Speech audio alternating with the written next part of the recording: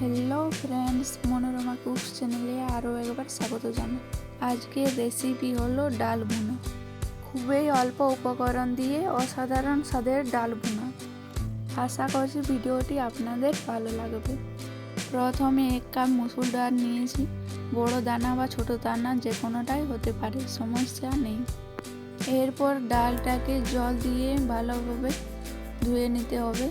জল পাল্টে পাল্টে 3-4 বার ডালটাকে ধুয়ে নিয়েছি। এবার ভিজতে দেবো 15 মিনিট। আরও বেশি সময় ভিজতে দিতে পারলে এর ফল আরও ভালো পাওয়া যাবে। যে কোনো ডাল রান্না করার আগে ভিজতে দিলে যেমন টেস্টি হয় ঠিক তেমন সিদ্ধও হয় খুব তাড়াতাড়ি। এখন একটা কড়াইয়ের মধ্যে পরিমাণ মতো তেল দিয়েছি। তেল গরম হতেই দিয়েছি একটা লাল শুকনো লঙ্কাকে 2 টুকরো করে আর তেজপাতার একটা ছোট টুকরো। তেজপাতা আর লঙ্কা ভাজার পর একটা মাঝারি সাইজের পেঁয়াজকে কেটে দিয়ে দিয়েছি।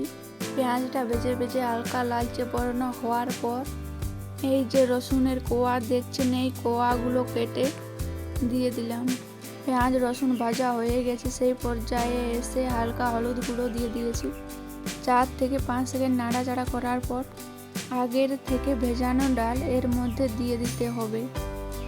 এখন দিয়ে নিচ্ছি 1/2 চামচ লঙ্কা গুঁড়ো, 1/2 চামচ জিরে গুঁড়ো, পরিমাণ মতো নুন দিয়ে অল্প আঁচে ভালোভাবে ভেজে নিতে হবে।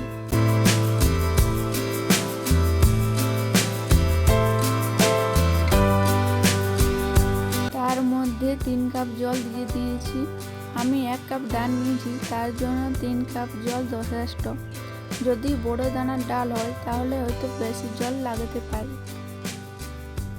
এই পর্যায়ে এসে ফালি করে নেওয়া লঙ্কা দিয়ে দিয়েছি। ঢাকনা দিয়ে ঢেকে ডাল না সিদ্ধ হওয়া পর্যন্ত আমি রান্না করে নিয়েছি। হাতের কাছে ধনেপাতা থাকলে দিয়ে দিতে পারেন, তাহলে এর স্বাদ আরও দ্বিগুণ হয়ে যাবে। আমার হাতের কাছে নেই তাই দেওয়া হলো না। ভুনা ডালের কিন্তু একটা বৈশিষ্ট্য আছে, ডালগুলো দেখতে আস্ত মনে হবে কিন্তু ধরলে একদম নরম মিলিয়ে যাবে। আজকের ভিডিওটি এখানেই শেষ করছি।